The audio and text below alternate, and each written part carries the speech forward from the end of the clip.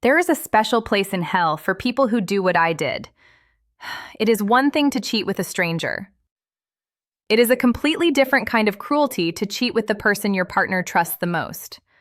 I am going to tell you the story of how I dismantled my marriage from the inside out, using my husband's best friend as the wrecking ball. My husband Ben and his best friend Chris had known each other since kindergarten. They were like brothers. Where you saw Ben, you saw Chris. When Ben and I started dating, Chris was part of the package. He was the funny, charming third wheel. He was at our wedding, standing right next to Ben as the best man. In his speech, he joked that he was handing over his favorite person to me. We all laughed. I loved Chris. I loved him like a brother. Or so I told myself. The problem started about 3 years into our marriage. Ben got a promotion that required him to travel a lot. He was gone for weeks at a time. I was lonely. And Chris was just there. He would come over to help me fix a leaky faucet because Ben was in another time zone. He would come over to watch movies because he was single and bored. It felt innocent.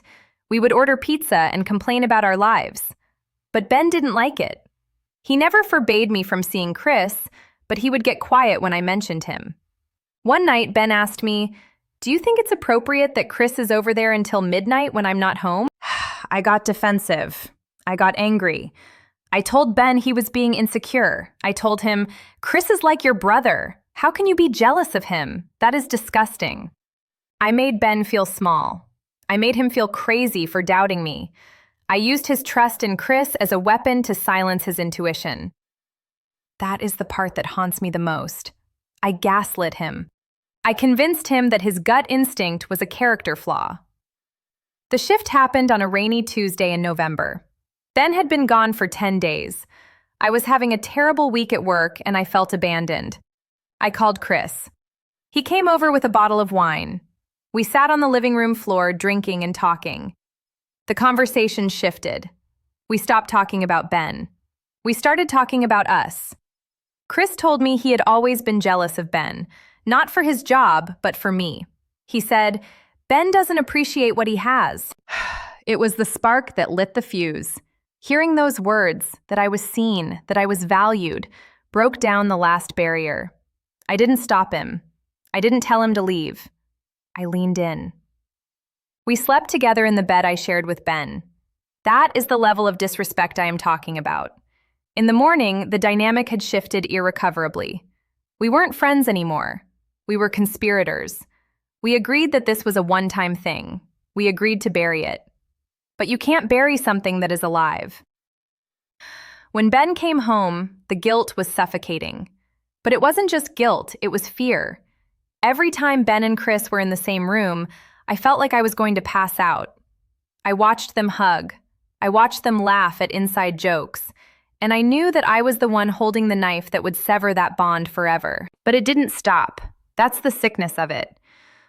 The thrill was addictive. Chris and I started sneaking around. We would meet for lunch that turned into afternoons at his apartment. We touched hands under the table at dinner parties while Ben sat right next to me. I felt a twisted sense of power. I felt like I had a secret life that made the mundane one bearable. The end came 3 months later. It wasn't a text message or a lipstick stain. It was the guilt eating Chris alive. Ben and Chris were watching a football game at our house. I was in the kitchen making snacks. I could hear them shouting at the TV. It sounded so normal, so perfect.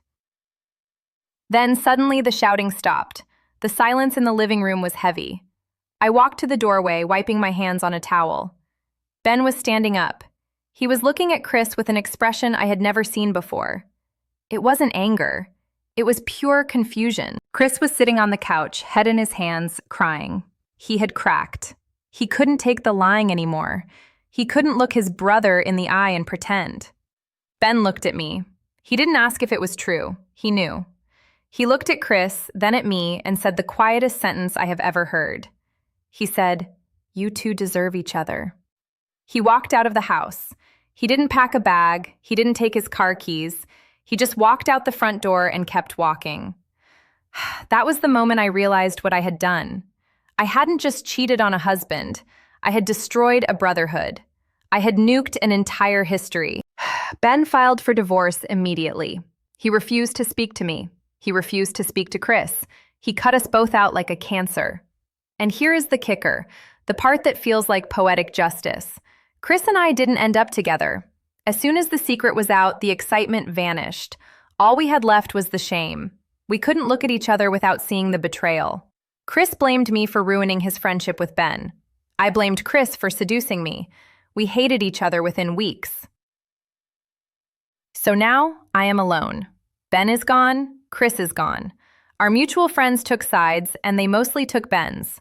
I lost my husband, my best friend, and my social circle in one stroke.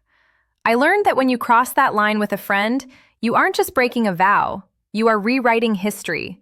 You are tainting every memory. Ben can't look back on his childhood with Chris without thinking of me. He can't look back on our marriage without thinking of Chris. I stole his past as well as his future. If there is anyone listening to this who is flirting with the friend, who is telling their partner they are crazy for being jealous, stop. You are not just playing with fire. You are playing with a nuclear bomb. The explosion doesn't just hurt you. It destroys everything within a 10-mile radius. Validate your partner's feelings. Set boundaries. Because the ego boost you get from that third person is not worth the lifetime of silence that follows as his future. If there is anyone listening to this who is flirting with the friend, who is telling their partner they are crazy for being jealous, stop. You are not just playing with fire, you are playing with a nuclear bomb.